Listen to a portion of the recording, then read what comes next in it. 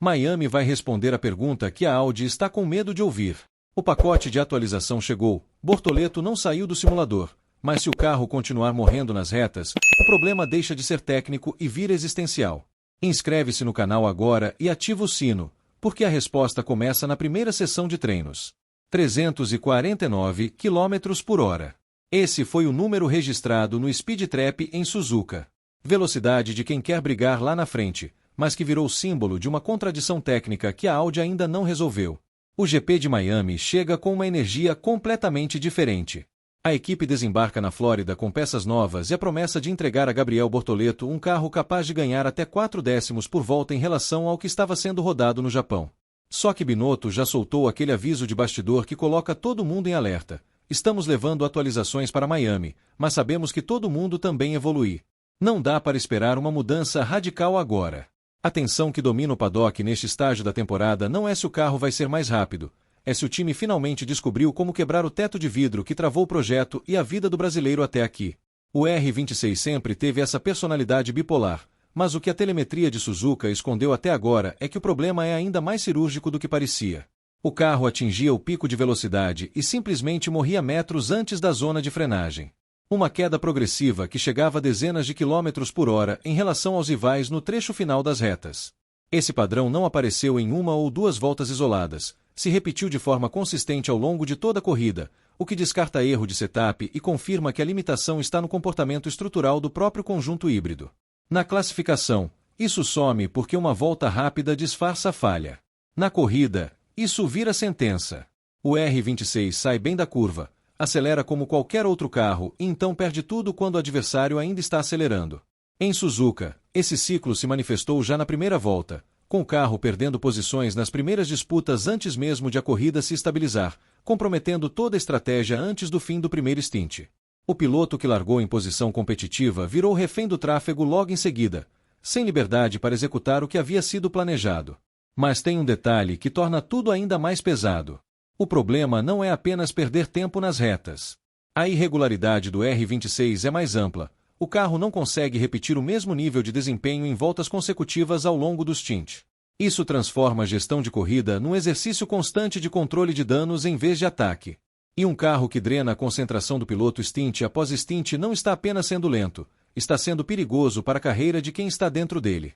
Binotto admite que transformar a boa classificação em resultado de corrida ainda é o grande ponto de interrogação. Conseguimos boas posições no sábado, mas o domingo continua sendo nosso grande desafio. A grande novidade vem do que aconteceu nos bastidores da Audi nos últimos dias antes de Miami. Bortoleto não saiu do simulador na Alemanha. O clima interno é de que algo novo foi detectado nesse ciclo técnico. O brasileiro passou horas tentando entender por que o R26 perdia tanta eficiência na transição entre a saída de curva e o momento em que o acelerador vai ao fundo. A conclusão foi que o arrasto aerodinâmico excessivo em carga máxima era o grande vilão, um erro de integração entre chassi e unidade de potência que o time afirma ter endereçado agora. O trabalho no simulador foi além do setup tradicional. A equipe testou configurações que não seriam possíveis de replicar facilmente na pista, buscando o ponto exato onde o fluxo de ar se tornava inimigo do próprio carro. A análise identificou que a perda não começa na reta, ela começa antes, na saída de curva, quando o carro não consegue entregar tração e equilíbrio ao mesmo tempo. É uma cadeia de pequenas perdas que se acumulam metro a metro até o ponto de frenagem, disfarçada de problema único e fácil de diagnosticar. O que torna esse nó técnico mais traiçoeiro é que o ponto forte do R26 sempre foi justamente a curva. Velocidade mínima competitiva, estabilidade, resposta previsível. O carro sabe entrar na curva. O problema está no segundo seguinte, na saída, que envenena tudo que vem depois. Miami vira o palco dessa tentativa de limpar esse fluxo para o carro parar de lutar contra si mesmo. O ganho projetado de até 4 décimos não está concentrado em um único setor, mas distribuído ao longo de toda a volta. Em teoria, isso tornaria o R26 mais competitivo em diferentes tipos de circuito e não apenas em pistas com características que o favorecem naturalmente. Esse ganho teórico é o que mantém o box respirando, mas na pista pode ser só o necessário para não virar figurante numa batalha onde todos evoluem ao mesmo tempo. O que ninguém no paddock quer admitir em voz alta é que a Audi chegou em Miami exposta em duas frentes simultaneamente.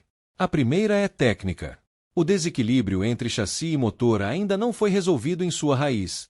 Se o pacote não mover o ponteiro de forma consistente, a equipe terá que encarar uma escolha pesada. Ou sacrifica a velocidade de curva para parar de passar vergonha nas retas, ou aceita que o ano será de aprendizado no fundo do pelotão intermediário. O agravante é que Williams e Haas chegam em Miami com seus próprios pacotes de atualização. O ganho absoluto da Audi pode ser real e ainda assim não mudar nada na hierarquia do grid, porque na Fórmula 1, o que importa não é evoluir mais rápido do que o adversário. A segunda frente é humana. O impacto na carreira de Bortoleto ganha contornos de urgência crescente. Defender posição com um carro que perde fôlego é um convite permanente ao erro. O histórico das últimas corridas mostrou o que acontece quando ele larga bem e vê o pelotão engolindo o carro nas retas.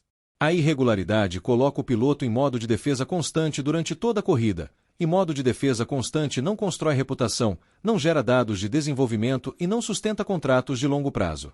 Hülkenberg também não conseguiu reverter esse padrão, o que descarta o fator de adaptação individual e aponta diretamente para o projeto. Miami vai dizer se o alemão terá uma arma confiável nas mãos ou se continuará sendo lançado ao grid com um carro que falha na hora do disparo. O clima interno é de que o time está agindo com cautela porque sabe exatamente o peso do que vai descobrir no asfalto americano. O pacote de Miami foi desenvolvido dentro de um limite claro, ajustes pontuais que tentam refinar o conjunto sem comprometer o que já funciona, sem tocar na estrutura que a equipe considera sólida. Mas a pergunta que fica suspensa no ar é se essa estratégia incremental ainda é suficiente num campeonato onde o pelotão do meio evolui a cada 2 semanas. Há também a variável que a Audi não controla. A correlação entre simulador e pista real vai depender de temperatura, aderência e tráfego na Flórida. Fatores que podem comprimir o ganho projetado antes mesmo de o primeiro treino livre terminar. A própria equipe reconhece que nem todas as limitações do R26 serão endereçadas por esse pacote, e que alguns comportamentos do carro vão exigir uma abordagem mais profunda nas etapas seguintes. Binotto foi cirúrgico ao resumir o momento. Depois de Miami, vamos entender de verdade o nosso nível. Em bom português, se o carro continuar sendo ultrapassado como se estivesse parado, mesmo com as peças novas, o projeto vai precisar de uma cirurgia de peito aberto. Internamente, a equipe já sabe que chegou no limite do que pode ser extraído do conceito atual sem uma intervenção mais profunda. Miami não é sobre pódio. É sobre a sobrevivência de uma ideia técnica. O tempo das desculpas acabou na largada deste grande prêmio. Ou o novo pacote aerodinâmico faz o carro sustentar a velocidade final nas retas da Flórida, ou a marca começa a olhar para o futuro do projeto mais cedo do que gostaria. A questão que fica no ar é direta. A equipe está certa em lapidar esse conceito ou deveria admitir que o erro é estrutural antes que o talento de Bortoleto seja queimado num projeto que consome mais do que entrega? Se o carro não andar agora, o sinal de alerta vira incêndio. E aí a pergunta não vai ser mais sobre décimos por volta, vai ser sobre o futuro do projeto inteiro na Fórmula 1.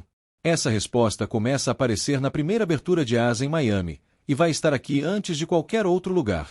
Se você quer acompanhar esse momento com análise técnica real, sem narrativa de relações públicas, inscreve-se no canal, ativa o sino e aparece no próximo episódio. Porque quando a conta chegar, você vai querer ter acompanhado cada capítulo dessa história.